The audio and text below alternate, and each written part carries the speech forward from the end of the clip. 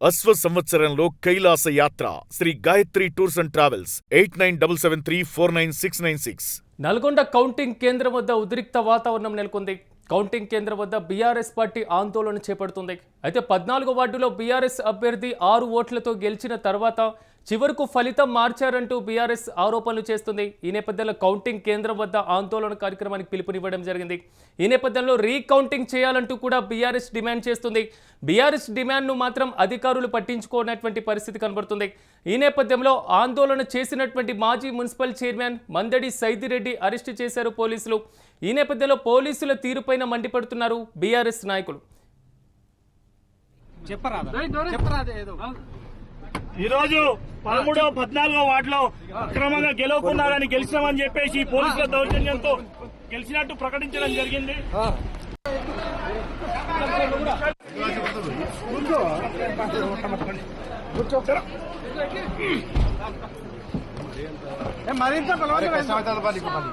కూర్చో రీకౌంటింగ్ కావాల్సిందే. కూర్చో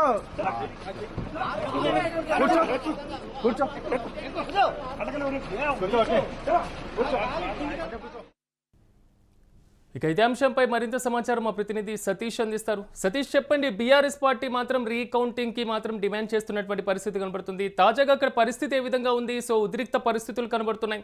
సో చివరికి అరెస్టుల వరకు కూడా పర్వం కొనసాగుతున్నటువంటి పరిస్థితి. పూర్తి అప్డేట్స్ ఏంటి? నల్గొండ మున్సిపల్ ఎన్నికల ఫలితాల సందర్భంగా ఏదైతే అర్జులాబావి కౌంటింగ్ వద్ద పెద్ద ఎత్తున ఒక ఉద్రిక్త వాతావరణం అయితే నెలకొంది. ఏదైతే 14వ వార్డుకు సంబంధించినటువంటి బీఆర్ఎస్ అభ్యర్థి తొలుత 6 ఓట్ల మెజార్టీతో గెలుపొందాడని చెప్పేసి ఎన్నికల అధికారులు ప్రకటించారు. తదనంతరం మళ్ళీ కాంగ్రెస్ పార్టీ అభ్యర్థి గెలిచాడంటూ కూడా మరొక వైపు పెద్ద ఎత్తున మళ్ళీ ఇది చేయడం, దాంతో బీఆర్ఎస్ కు సంబంధించిన క్యాడర్ అంతా కూడా ఒక్కసారిగా మరి విమర్శలు చేయడం, దాంట్లో ఎందుకంటే మళ్ళీ రీకౌంటింగ్ చేయాలి అని చెప్పి పెద్ద ఎత్తున అక్కడ ఆందోళన చేయడం. సో పెద్ద ఎత్తున అక్కడ ఏదైతే ఆందోళనకు సంబంధించినటువంటి మందడి సైదిరెడ్డి అక్కడ పెద్ద ఎత్తున నిరసనతో పాటు పోలీసుల వ్యవహార శైలిని కూడా తప్పుపడుతూ, ముఖ్యంగా పోలీసులు అధికార పార్టీకి కొమ్ముగోస్తా ఉన్నారు అంటూ కూడా విమర్శలు చేసిన పరిస్థితులు కనబడతా ఉన్నాయి. సో ఈ నేపథ్యంలోనే అక్కడ ఏదైతే ఆ కౌంటింగ్ వద్ద ఏదైతే కౌంటింగ్ చేస్తా ఉన్నారో అక్కడ బీఆర్ఎస్ శ్రేణులు అంతా కూడా పెద్ద ఎత్తున అక్కడ బైఠాయించి శాంతియుతంగా నిరసన తెలుపుతున్న క్రమంలో, ఎందుకంటే కౌంటింగ్ అవుతున్న తరుణంలో నిరసనలు అట్లా మొత్తం కూడా బైఠాయింపు చేయకూడదు కాబట్టి పోలీసులు అక్కడిని అరెస్ట్ చేసి స్టేషన్ కి తీసుకుపోయిన పరిస్థితి కనబడతా ఉంది.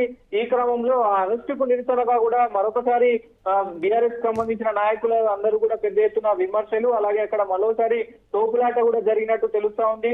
ఈ పరిస్థితి ఒక్కసారిగా ఉద్రిక్తంగా మారడంతో ఎస్పీ అయినటువంటి శరత్ చంద్ర పవార్ నేతృత్వంలో మళ్ళీ కౌంటింగ్ కేంద్రం వద్ద పెద్ద ఎత్తున 3 అంచెల భద్రత ఏర్పాటు చేసి మొత్తం కూడా ప్రస్తుతం ప్రశాంతత వాతావరణం నెలకొలాగా అయితే ప్రస్తుతం అయితే జరుగుతున్న పరిస్థితులు కనబడతా ఉన్నాయి. ముఖ్యంగా ఈ బీఆర్ఎస్ వర్సెస్ కాంగ్రెస్ శ్రేణులు మొత్తం కూడా పరస్పరం వాదనలు చేసుకుంటూ తిట్టుకుంటూ కూడా అక్కడ విమర్శిస్తున్న పరిస్థితులు కనబడతా ఉన్నాయి. ఎందుకంటే ఫస్ట్ స్టార్టింగ్ ఏదైతే ఫలితాలు వచ్చినాయో అప్పుడు బీఆర్ఎస్ క్యాండిడేట్ 6 ఓట్లతో గెలిచిన తర్వాత మళ్ళీ దాన్ని మార్చి కాంగ్రెస్ అభ్యర్థి గెలిచాడు అంటూ కూడా ఎట్లా చెప్తారు అనేది ఇక్కడ ప్రధానాంశంగా మారింది. ముఖ్యంగా పోలీసులు కూడా అక్కడ అధికారులు కూడా కాంగ్రెస్ కు సపోర్ట్ చేస్తూ మరి పోలీస్ వ్యవస్థకు పనిచేస్తున్నారా, అధికార పార్టీ కోసం పనిచేస్తున్నారా అనే విధాల్లో కూడా సైదిరెడ్డి విరుచుకుపడ్డ పరిస్థితి కనబడుతుంది. ఏదేమైనప్పటికీ సో ఇలాంటి ఘటనలు అక్కడక్కడ జరుగుతున్న పరిస్థితులు అయితే కనబడుతూ ఉంటే, ముఖ్యంగా నల్గొండ జిల్లాకు సంబంధించి ఉమ్మడి నల్గొండ మొత్తం కూడా